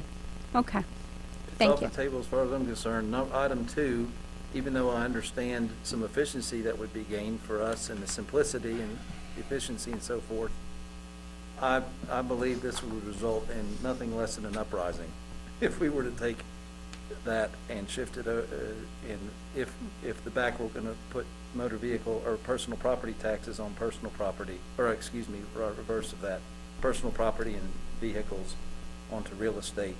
You talk about an uprising, we would have one. Sam? And rightfully so. Well, I think we all agreed, I thought we did, that we weren't gonna really increase real estate. I think that's pretty much, Okay. If I'm wrong, let me without know, but a I thought we formal did. vote, Well, yeah, 'cause you So can't- I guess my question is, since it was not completely finalized, does that mean we're finalizing that discussion and let's move on? No, the No, budget's I on. mean, I think it can be brought up later on down the road again, as we get more and more into the budget. I mean, it's not dead per se, but right now, the head nod is that we're not leaning towards real estate increase. that's All the right, way, that's that's the way my head's nodding. Okay. Sounds good. But I had just Let's asked keep that moving. everybody try to educate themselves further Right. on the topic at hand, and perhaps we can talk about it again. Okay. All right. Okay. Okay. Community support applications, Val? Is this Back yours? up for 1 minute. Yes, yes, ma'am. Either put on your desk. This is our current ordinances on meals tax and lodging tax, the penalties that we assess. And one is very different from the other. We're kind of in the middle of, we're starting our implementation in the new software, and came across this and went, why are they so different? Is there really a reason? I had talked to Popovich about this about a year ago, and unfortunately it just kind of went off my plate, got a little full and it fell off. The question is, would you be interested in making these consistent between the two? And if so, in what regard? The meals penalty is pretty stiff for late payment. It goes up to 25% of the tax. There may have been a reason why it was put that way at some point in time. To make it so stiff, it is the bigger percentage of what we collect. I don't really have a specific recommendation for you, just I would like to gather your thoughts and see if there's something we can propose to make this consistent between the two. I think it's a great idea. That is very steep, 5% a month. That's a lot. That Up to is- 25%. That's really, That's yeah, insane, actually. that's crazy. Well, if it is in the meals and lodging tax, you have to remember that if people are acting as tax collecting agents for the town, and they are supposed to have, I would think, like a trust account or a side account that the meals tax money goes in. So if they don't pay it on time, is it they forgot, or is it they spent the money somewhere else? I have a question about, do we offer a discount if paid earlier on time? What is that? Wow, pretty good. Well, that doesn't even benefit the business, because if anybody pays by credit card, which most people do these days, Yeah. you're paying that fee to collect the tax, which Yeah. is my issue with the state. It's just I now see, it's yeah. local, so it's kind of a wash. Yeah. I guess, having never run a restaurant nor have any desire to run a restaurant at my age, or any other business at my age, I feel like that, the taxes out there, it is an incentive to pay your taxes on time.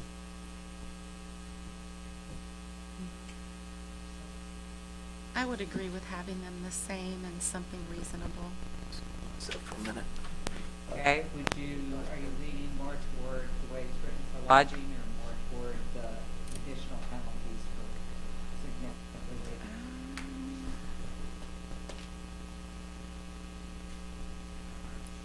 late? More for lodging. Can you ask that question again, Valerie? I couldn't hear what you just said. So, to Marissa just now, I just asked her if she was leaning that it would look more like the lodging penalty or more like the meals tax penalty Oh. to be consistent. If we were to What write is the them the lodging same. tax again? Basically, lodging is just a 10% penalty, period. Across If the you're board. late, it's a 10% penalty. And then the one For for, meals, if you're late, it's 10% for the first month, 5% for the next month, another 5% for the next month, and another 5% for the next month, until you get to 25% of the tax. how is that collected? Is that collected each quarter or They're supposed to pay every month by the 20th of every each month. month? And then they don't get a bill, right? You just, No, they have to report, because we can't bill them what we don't know their receipts for or what they Okay. collect. Kind of reminds me of when you're late paying sales tax, or any tax really, the government's going to add on their fee, and you really don't have a choice. It should both be consistent. I would consider the meals and lodging the same percentage guideline we do meals tax. By 10%. And if it Plus don't pay 5, within plus 30, it's 5, another plus 5. 5. And that's on that particular month, right? Yes. until they get caught up. Why not cut those in half? I mean, how much, 5% even, that's a lot of money. How much are you collecting per year on the businesses you think that are paying late and stuff? Do you have an approximate number? I really don't. For the most part, it's pretty, most of them pay on time. I mean, obviously during this past year, a lot of them have had issues. You guys also passed that provision that gives me the right to waive the penalty on a late payment if it's like one time every 12 months. So, if, you know, they pay on the 21st instead of the 20th, they can waive that once. You know, truly an accident kind of thing, we can now waive that penalty. I can't give you a dollar amount off the top of my head. The number of businesses that we're collecting up this 25% on is very few. Most of them are paying either when it's due or within a couple of weeks. We've had a few that we've had to put on payment plans during the COVID period that have gotten very behind. But we've put them on payment plans, and once we put them on a payment plan, we kind of cease the penalty. You've agreed to pay X, Y, Z. You're still going to pay interest, but we're not going to compound it with penalties anymore. So, I mean, we haven't had too many that have fallen into this, but we've had some. But I think it's difficult to, trying to, I'm sorry, Hopper. I think when you're trying to have a restaurant and you deal with so many lows last year and everything else, it was definitely the right thing to do to work with business owners. As we try to move away from the pandemic, I still think that the 10% is obviously really, really high. Is that a way would you guys be willing to even lower that to even to a 6%? Because obviously they're going to have to pay. I mean, that's 6%, and what do you say, 5%? No, it's 10%. I mean, 10%, and what was the other one? It's 10%. The meals tax, 10% plus 5% for another month, 5% for another month, and 5% for another month. Under lodging tax, it's a flat 10%. There's never any additional incremental amount. Yeah, I think they should be consistent at the But 10. I understand that we should do that for the lodging and restaurant fees as well, but I do think that we should lower that penalty, because I mean, that's a lot. It That's is, the but again, penalty rate that is used across every bill in the town. Like in the Meals, town or the lodging, state? business license, personal property, real estate, utility billing. If you're late, it's a 10% penalty. Oh, so it makes it easier for everybody, just Sure. And again, it's a matter that I mean, they have collected that money from the customer for the town and the state. They pay both. So, I mean, it's kind of, I think lawyers have a real estate trust account or something, or maybe agents have it. You know, that's an escrow. That's an escrow account, and that's basically where that money in the normal life should be. And if they don't have Oh, you lose the monies, and all. huh? So But there's really no reason for them to be late if they have already collected it. that's my thinking. Now, it's You want that? okay. But I may think, be archaic. but I do No think, comment. you know, like for example, for us, you know, the money stays in the escrow account, but we don't have to move it, you know. As far as restaurants, for you having to do that every darn month on the top of everything else, you know, it's a lot of work. You know, I mean, and that's obviously something with the business that you do, you know, but I just think it's. And I'm not sure the escrow account is the right word, but I mean, No, the fact of the matter I is, understand, yeah, now you that know, I'm talking about that, you but get a, it's you a get a, monthly fee that is pretty high, so. most restaurants get a readout every day that they know how much meals tax they have collected total, and how much of it goes to the state and how much comes to the town. So, I mean, accidents will happen, I understand that, and I think we've made a couple of good decisions on waiving some for some people. But for the most part, it's money they have collected. It's not their money. Now, if they choose to use the money, then there could be an issue down the road with being late or not having enough to pay. So, the consistency on the two penalties, it should be the same.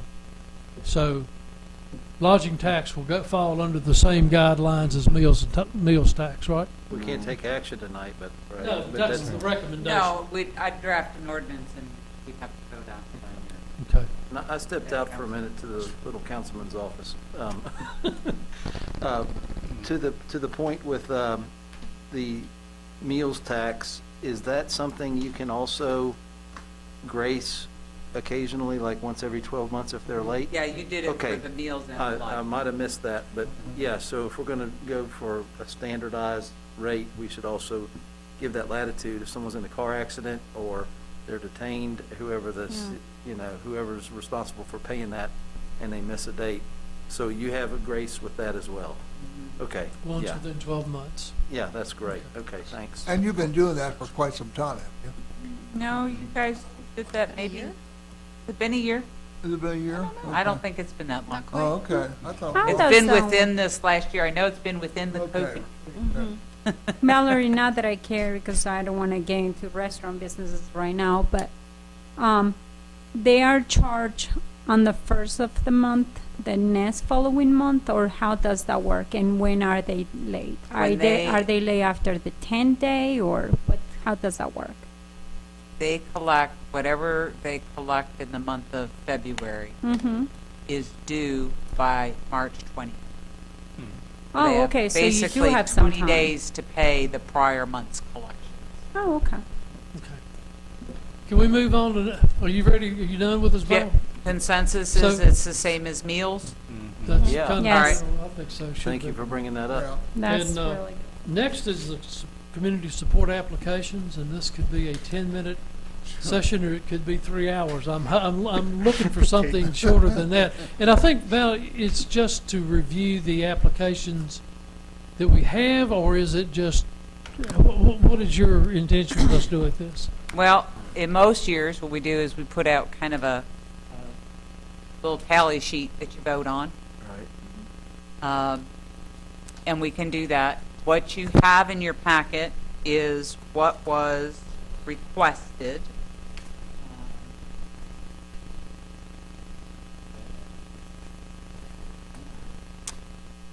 So you have a list of kind of what the requests were, and I kind of dropped those numbers into the budget. So this is the list that shows that we reviewed the applications and they met all the criteria for submission. The two that are highlighted yellow were submitted late, which we've been asked in the past. Last year, we simply cut the line and said, if it's late, it's late. And I just bring them to your attention. If you want to approve them, that's entirely up to you. But generally, in the past years, if they're late, they're late. They haven't been funded. How in the world did Montgomery Museum turn in their application late? Well, They that's on did. them. Of I all mean, she people. even came and spoke to us. Well, a sorry. lot of these I don't know. organizations got a lot of CARES Act money. And so, Okay. not just from the town. I got, Andrew gave me a list We have, this week, and I We have asked that. them to make copies for everyone. This is just from the town. Obviously, the state gave different grants to different nonprofit organizations. And I think, I know of some already that got really good money, so that's kind of good to hear, to see that they already got different funds from different places.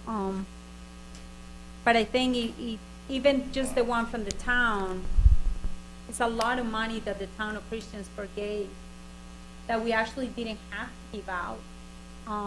And I think that's a probably plus. did. On this monies, we probably did have to give that money. No, there was like 60,000 that we kind of didn't have a choice, from my understanding. The rest, we kind of had a choice, correct, Randy? Are you talking, the CARES Act money? Yes. We did have to spend, it was around 60,000, and that's because we were DHCD entitlement community that we received that.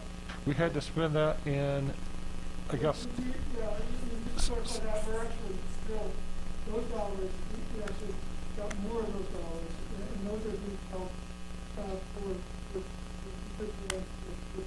nonprofits such as MSBA. We're still going to use them. But this was a decision to split the money with the grant between the nonprofits, the outdoor dining grant, the small business grant. We had, Childcare. the childcare. And and they all ended up being about the same amount, at the end of the day.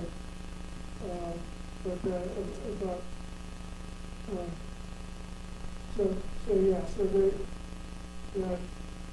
the end of the day, yeah, I mean, it was a choice that when, that we made to coming together with Montgomery County and Blacksburg, that these were the grant that we were going to give out. And nonprofits were one of them. So this list right here that, we got, it kind of shows that the town did help a lot of organizations. I'm not saying for us not to give them more money now, but all I'm saying is just to make it clear that they just received these funds. How long ago, Andrew and Randy? October, November. Okay, so about 3 months ago, and that's just impressive that we were able to give that money out, so. Let me ask you this, where is these on here? I'm sure it's on here. It's at the bottom down here. The very It's Yeah. on the bottom, it's on this We one. Are typically- you looking at the wrong one? No, This is what we gave out. This is, yeah. Is it on this, the big screen? Yeah. Yeah. it's there, but there's not a dollar amount there because we typically don't require them to do the grant application thing. They Yeah, just like a submit a commission. letter of need for the students each year. We don't make them go through the grant process. And we've just handled it that way for a long time. If council wants to do that differently, we can. So they're not on this list. So Andrew, if you'd scroll down to the, It's a little small, for some reason, yeah, no, scroll down to the next page, I'm sorry. So yeah, they are on that list. And Okay, then I see it. they're also on this list here. Okay, and now I see. And again, the yellow highlights are the two that were late. So that's council's call, whether Now, to include or They not. have asked for the same thing, this year that they did last year for 50, and we gave 25. Have they asked officially yet? Technically, they got 50 last year They did? because of the way the payments came out. Oh, really? Yeah. Okay. Yep. All right, well, good for us. They actually got 25 in the year before. They didn't ask for anything in the year before, and they Oh, got okay. 25 I that see. year. Okay. And then the following year, we approved 25, so they actually got the Okay. 50 that they I asked think, for I last think, year. I think we budgeted it that way on purpose. Yeah, it kind of just fell that way. But this year, they are asking for the 50. And then if you would scroll down some more, and then these are the community development ones, the regional airport, BT Airport, Onward NRB. The 85% of the 1% for tourism, that's determined by what we project for our lodging tax for next year. That's not really a number we can play with. Because we're pretty much into that, the 1% for the 85, that's pretty much the deal, right? It's in. Yeah. Yeah. Yeah, There's in the agreement with part of the two towns authority in the agreement. county, I think. Yeah. Can And we then if put you the go aquatic to center into a commission? What? Can we make the aquatic center to go into a commission so everybody gives us money, Oh, yeah, well, no, think about that. And then if you go down a little further, then you have, we did not put the packet in there of applications? Oh, yeah, they were. Okay, so there's a whole packet that was in here, there you go, this is a summary of each one of the grants, what the organization is, what they're asking for, what they've gotten in the past, and whether it's kind of a narrative summary of that first Excel spreadsheet. So you can kind of go through that. And then I'll email out tomorrow sort of the tally sheet that we have done every year. And if you guys would just return that, then we'll total those numbers up and I guess have a discussion about the grants unless you want to have more discussion about them tonight. Well, I think one of the things that I looked at, and I'm really disappointed that the museum was 10 days late, and the United Way was 4 days late. So, and they both do good things, but I think that we should penalize them each at 1% per day they're late. So that would be the museum, if we considered them, we'd cut them by $1,800.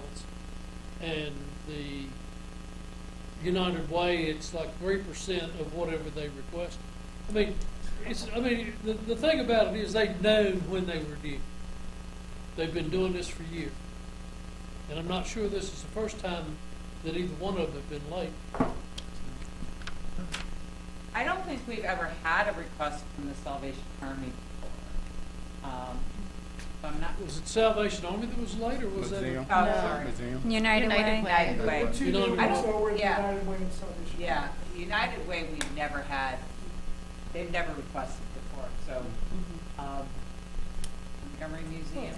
If you say, like I said, they both do good things, but, there comes a point, particularly in the museum, 10 days is 10 days, and they have applied every year, and they know when it is due. It's not, I'm not sure whose responsibility it was to see that it got in on time, but I think there should be a penalty at 1% a day. It pains me to say it.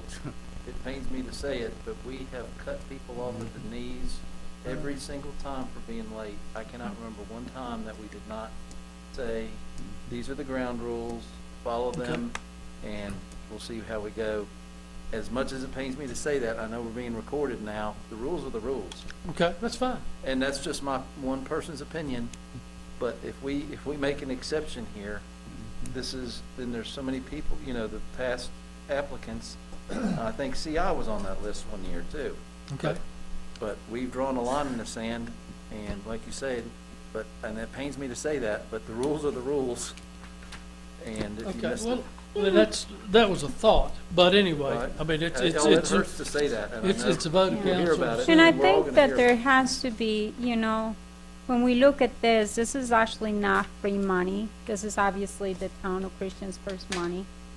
And, just like when we give money to the, Virginia Tech Airport and things like that, I think we have to be very cautious too, as far as making some rules for this, because if we don't have no restrictions or, limits on what amounts can be asked from us every year, what is to say the marketplace, for example, I'm not picking on them, but let's first say the marketplace desires to have a farmer's market there, or events, Uptown Mall desires to have events, and other nonprofit organizations all through the town, and then all of a sudden we start with 10 items, 20 items, and before we know, in the next 10 years, we have 100 organizations asking for money. It's not free money, but asking for money.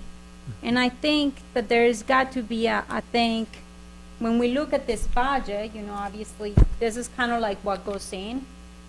There's not a lot of description of what they do for the town, And I kind of would like to see a little bit of more description. I know that there's a lot of information. You did provide us with the applications and things that they're going to do, but I think in the budget itself, there should be a little bit of more information of what these organizations do for the community, because the reality is this is taxpayers' money. And I do think that when we look at this, I am really interested in putting a cap or a limit of what we donate each year, because like I said to you, where does it stop? And there is going to be a point where we're going to have to you know, if one asks for 10 and the other one asks for 30,000, but we see that the $10,000 is good, we're just not gonna pick the 20, you know, the 30,000. But I think having a limit and having a little bit, I mean, rules are made for a reason. And sometimes it's better to do it now than later on. And I do think that is something that maybe it doesn't have to be done today, but I think that's something you guys need to think about, that there is a lot of nonprofit organizations out there, and a lot more can come over here and ask for more money. And obviously, it's not that hard to open up one. So just for us to be cautious with how we're spending the town taxpayers' money. And just to let you know as well, council has had those discussions in the past about setting a limit and setting a max total limit. We just haven't made that decision yet because I think one COVID hit kind of threw us in a tailspin. But it's a good idea to get back to it. Well, I think, Ms. Hicks, as you continue to serve on council years, you'll become a lot more familiar. Most of us have been through anywhere from 4 to 20 budget cycles. So we know, we know what each does and the good that they do to the community. So if there's something you have a question about, Google them. No, I know, but what I'm asking is for, not everybody wants to serve in council, and we are serving the community of Christiansburg. And I think those taxpayers need to know that information. I don't need to know it. I really know it. I have gotten a lot of documentation. Valerie is being really good, but I think a little bit of more information in the budget. I mean, there is information about everything else in there. I think there should be a little bit of information about each of these organizations.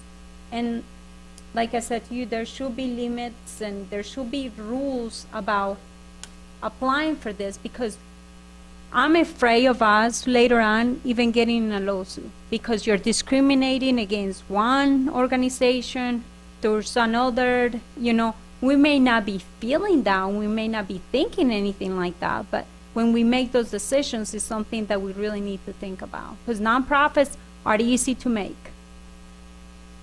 Do we have a record of, and I know we do, of how much we gave to these accounts last year? To me, I think that's always a good thing. Is it right there?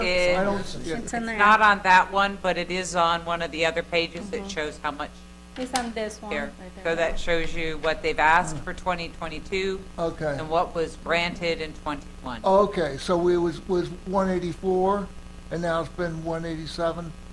Vice versa, it was 187, and Now now it's we're looking at okay, 184. Yeah, and you will notice there are quite a few You'll smile, that Chris we is did taking not pictures. receive applications from this.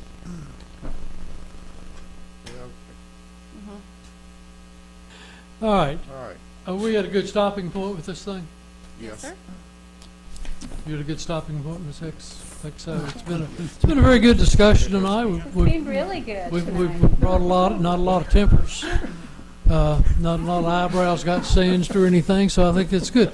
So, Randy, I know that we have a list on the budget process, and I'm certain that at some point you'll either have a finance committee meeting or another work session with council. I'll leave it to you and No, he's got it. I know, I saw it in there. One thing I would like to know, I guess, that the first 2 items on that schedule, those are kind of either or dates, if you prefer.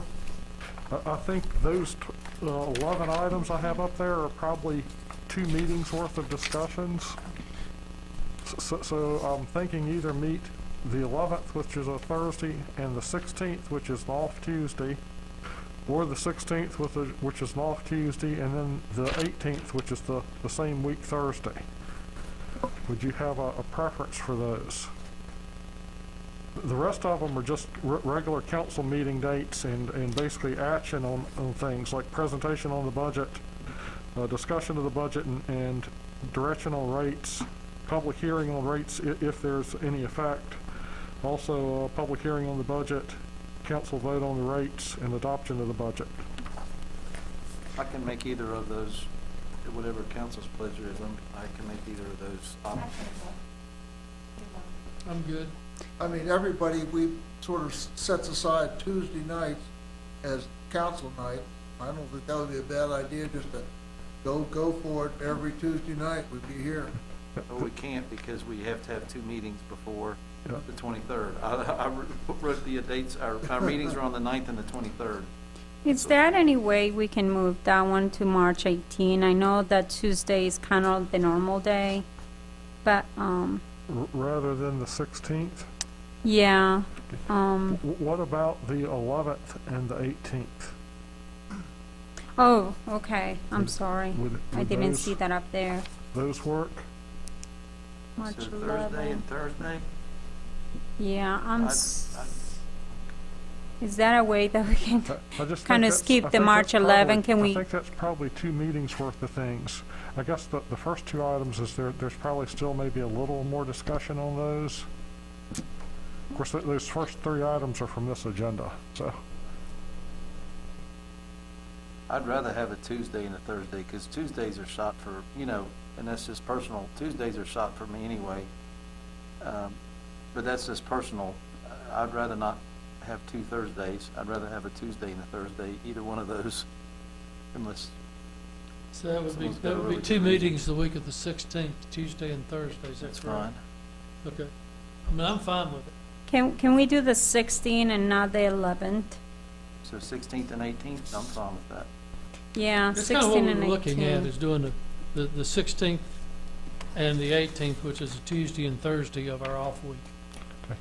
Those are the only dates I've got basically for special work sessions. The rest of them would just be regular council meetings. Do you think we'll have enough, I guess my concern will be that we only have 2 days. Well, it's actually really 1 day to really do our homework. Well, I think what he's suggesting is that the items below would take 2 meetings, so hopefully we would set a budget or set a time constraint that we would get through 1 through 6 or 1 through 5 at the Tuesday meeting, and then finish off depending on what the time span would be, finish the rest of it off the week on the 18th. But there's no homework. We'd be having the same work session we're having tonight. We go through items 1 through 5 or 6 the first night, items 6 through 11 the It could be second 1 night. through 6, just depends. And then the real homework begins after that, or after we get the draft budget, and then we start to pick it apart. Okay, so yeah, so can we do March 16 and the 18? Yeah. That's what, yeah, I think that's kind of what we're doing. Okay. Now, I guess one question under the capital projects right there, will that be, can we put the infrastructure in there? Or is that just, That is basically in any capital project to be anything over $5,000. okay. So that's probably gonna be a long one. Okay, anything else?